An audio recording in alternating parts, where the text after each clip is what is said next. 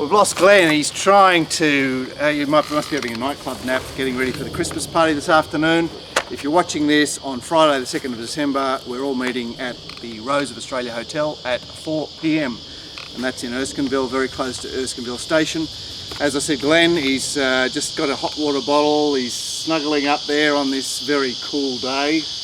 I'd suggest Glenn is off. I heard a rumour he's going to the beautician. He's getting a facial done. He's getting a fake tan. He's having a the fake haircut. Tan's a certainty. He's going to look beautiful tonight. A mani, a pedi. Because of course he's got to go out in the inner west. Oh. He's not hanging with the lads. Yeah. He's got to pretty himself up. So that's if you're watching on today, Friday, that's all ahead of us. Meanwhile, we've got to talk about Rose Hill. Dicko and Gordo very kindly got down and dirty into the Pakenham Cup card last night, and that's up as we speak. But Rose Hill tomorrow, I'm not sure if it is your sort of card, Gord. It looks a bit like big and wide. And yeah, well, you know when you have a look and there's a couple of things that just bounce off the page at you. There wasn't many occasions, but when you got stuck into it, I thought there was a few little things to find. Lots to look at. Yeah. Lots to look at. Rail out 3 metres. Somehow the track is a good 4 at the moment with a penetrometer of 4.9. I mean, that says they put twice as much water on the track than they say. But anyway, so hot today, cooler tomorrow, which will be a blessing for all concerned. And the track in the 3 metre position is probably the fairest rail position. It's, I mean, obviously we're in summertime, you know, you like to be up on the speed. You don't like to be trying anything tricky. Is it, what I want to know, is it fencing running again? Well, it was a bit fence-ish last week as well in the true rail, which is always a bit scary, but I think that the 3 metre position is the least likely of the three of them. Oh, good. You know, when I say least likely, there will still be some of it, but we saw 2 weeks ago, which is obviously a strong form feed into this meeting, a bit of a fence on fire. So that's obviously a key factor about this card tomorrow, is that most of the form is the fence on fire form, which, you know, I'm getting into the races going, well, I need to be against this and I need to be against this. And I'm thinking, hang on, what am I using? Anyway, we'll get into it. The 2-year-old race to start with, which is only a field of 6 after they threw 150 at the race last week. So a $100,000 race, and sees trekking James Doyle making his Saturday appearance for Godolphin at $2.80. Pimble scratched from last week at $3.70. The stablemate of trekking is Garloy at $6. $5.50 is All Too Ready up from Canberra. $12 Goodfella, and $17 the bottom Herrera, who had a start at Sandown at the short course. And she should poke up from the inside, and All Too Ready looks like he might head forward. Pimble will certainly be on speed, trekking trailing the speed, and I had Gallo and Goodfella out the back there. All right, come on, Mr. Trialman. I must be going mad because, you know, for all my talk about how I was going to make a mint out of laying James Doyle horses, these 2 city rides, Miami-Dade on Wednesday and tomorrow trekking, I'm going to be backing them both. I just can't get away from it. It's the best try by country mile. Well, so why is it so long? What price did you say? $2.80. Seems like a pretty good price to me. Yeah, trialled at Rose Hill, trialled in good style, in good enough times. The second pick in this race, Pimble, is a local, is Gerald Bryan, is Tim Clark, has had 2 trials, but one of them was on the pro ride, and both trials were in pretty slow time. So I didn't want to be too harsh on it, but the market seems to have been very kind to it. Yeah, and I mean, you've got this thing that trialled down in Canberra. I don't know what to make of that.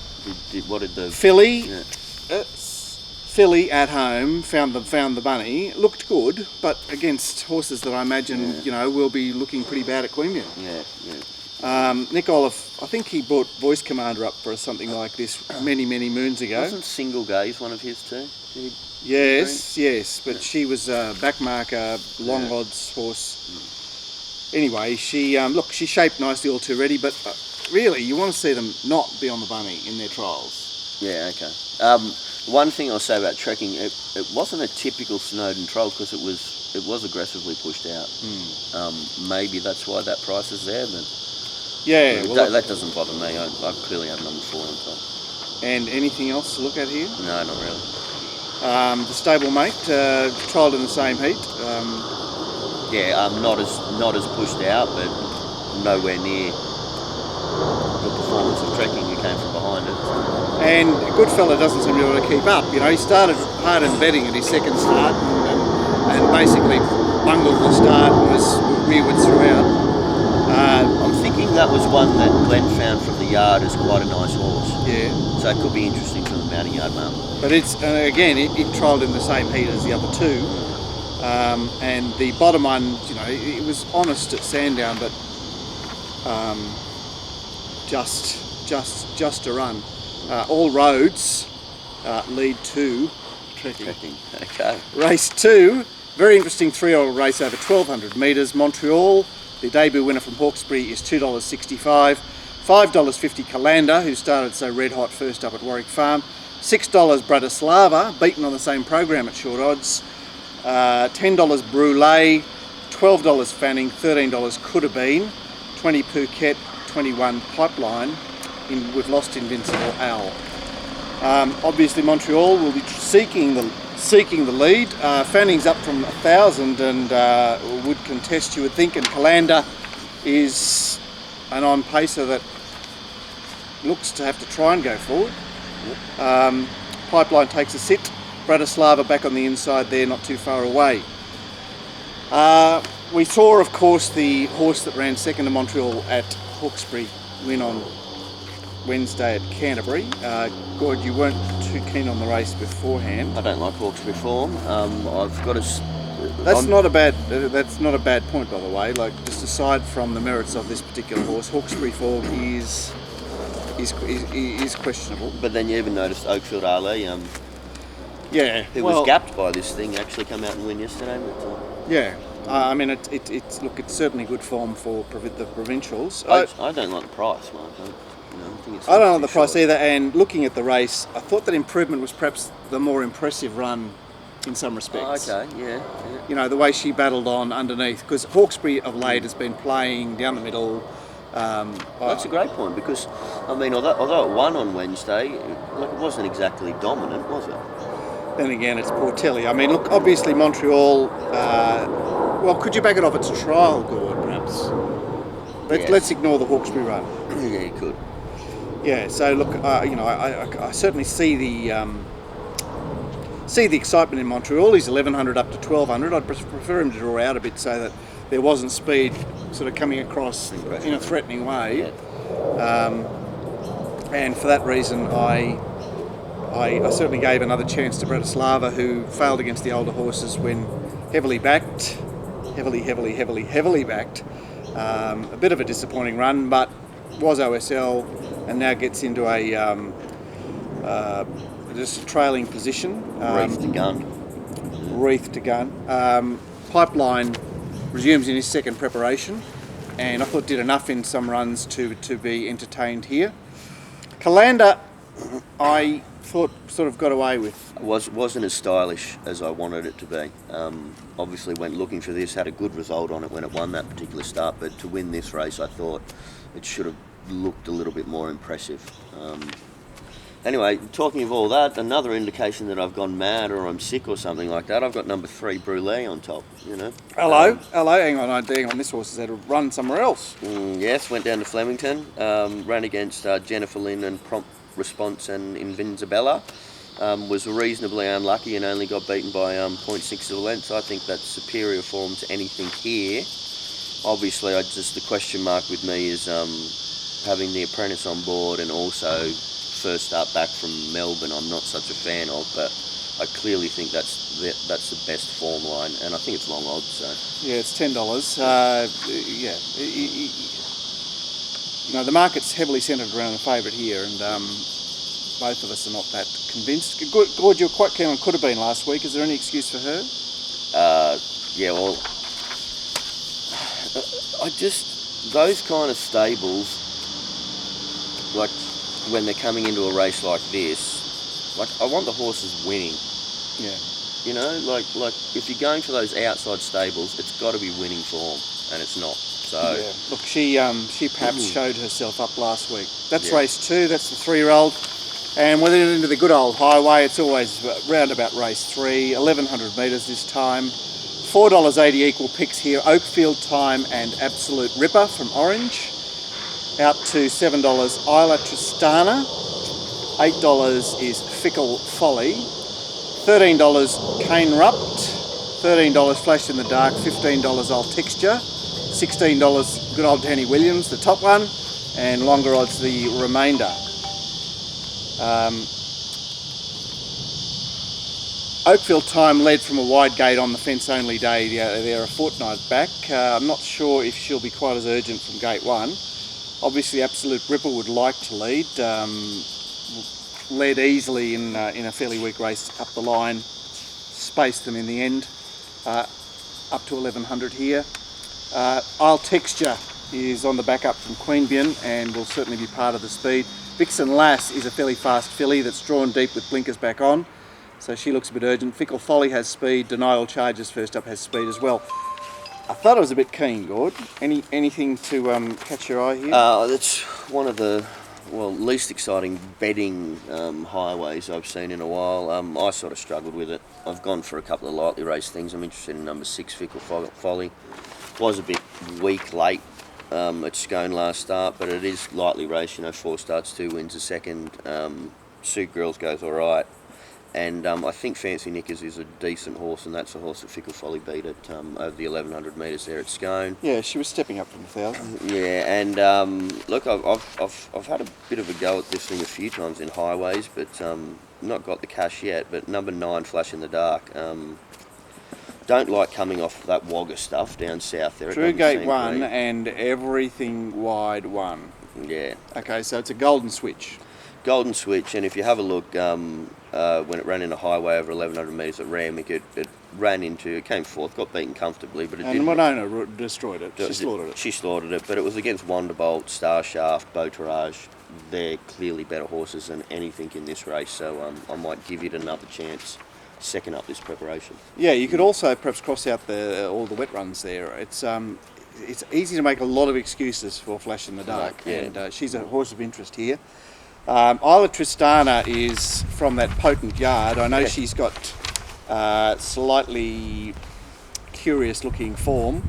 She's second up in her second preparation. She's a 3-year-old filly, and more importantly, she came from off the speed in a 1000 metre race to win at Ballina first up. And Tim Clark will just go back here in a pressure race. I suspect she's an improver. She obviously needs to be. Yeah. She needs to be, but she's going to be like... I look at Absolute Ripper, which I wanted to be quite kind to, and I'm thinking, you just controlled that race over the short course. At 1100 here, either pressured or not finding the lead or whatever, you're going to be looking different.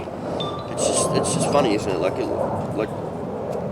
the ones in the money that lightly racing might have scope. I mean, their form isn't just country; it is like bush country. Orange, Ballina. I've just got to be against it. Go for those that have actually run in highways, which we've always found good. And I think Scone is actually a high standard of race than. Yeah, certainly. 1100. I think the real problem is that we've got a lot of 1000 metre form here too, and 1000 metre form only fits 1000 metre races. We saw a horse there yesterday, which you'd want to find in anything, but with the 1000 metre under his belt, it's just not a good stepping stone. It's not a good foundation. That's the highway. Race 4 is not much happening. 1200 metre race for mares. Now the betting is wide. It's $6.50 Painted Firetail, $6.50 D9L, $7 Nudie Rudy, $8 Yuma Desert, $8 Imposing Lass, $8.50 Heady Heights, $12 Harlem Lady. I think she's 2 from 3 or 2 from 2 first up. First up, so I'm 18 the Little Racketeer, 26 the other 2, Pinkner and Tree of Jesse. Now D9L has had 2 trials here. Tony Gollan, of course, trains this one, and she'll be stretching for the lead.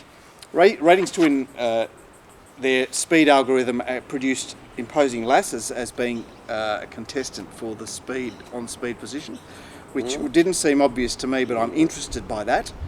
Obviously, Yuma Desert finally led the other day. I think perhaps takes a sit tomorrow because didn't run through the line leading the other day. Nerdy Rudy, I'd like to see a little closer, and perhaps Pinkner and the Little Racketeer drawn out might find themselves caught wide and pushing on. But there's both in terms of form and recent racing. This is a bit of a It's a bit of a mishmash, isn't it? it's nothing very exciting. I mean, Nerdy Rudy and Painted Firetail ran the holes the other day in the lead-up race. Both of them just sort of poked home. Yeah, Nerdy Rudy was on Daisy Doom's back. You know. Well, it's probably all right. I mean, she's third up here, and she's had the run at Rose Hill, and she's there. I'm just, that stable, that jockey, just doesn't seem to create any profit. Oh, I forgot to me, mention in race 2. What's Tommy Berry doing riding for Gay there? Oh, I didn't say it. Montreal, yeah. Okay. Well, there we go. He'll push it out to lead, and then he'll do a massive anchor drop. They'll catch up quite comfortably, and somebody will beat him. All right, that's race 2. We did finish with race 2, but back on race 4, Gord, where are you heading? To Hetty Heights. She's got a turn of foot, hasn't she? I think that could be quite interesting in this race. Massive turn of foot, 2,000 metre trials, most decent. If you notice, last preparation, 2.3 lengths off Danish Twist. Well, that form's fairly well been franked, hasn't it? First up, 3 starts for 2 wins and a third, which is, everybody's carrying on about Harlem Ladies' first up stats. Well, Hetty Heights are exactly the same. Well, and one of the failure was actually in the 1,000 metre race, which is it's too short. Loves the distance, and I've always had a bit of an opinion of this horse, so I'm at the odds. I think a bit of a play on Hetty Heights is my only go in the race. Yeah, anything to knock in the race? Painted Firetail carried gun the other day. It's now got James Doyle, who we want him on a horse that's got a class edge, don't we? Right, yeah. Yuma Desert, you just got a pan. It's just not come back this preparation. So what about D9L, who seems to have a fair bit of intent about her? She's going to be in the van. Look, I'm waiting for that stable to do something in Sydney before I get involved. It's a low percentage stable by the looks of it.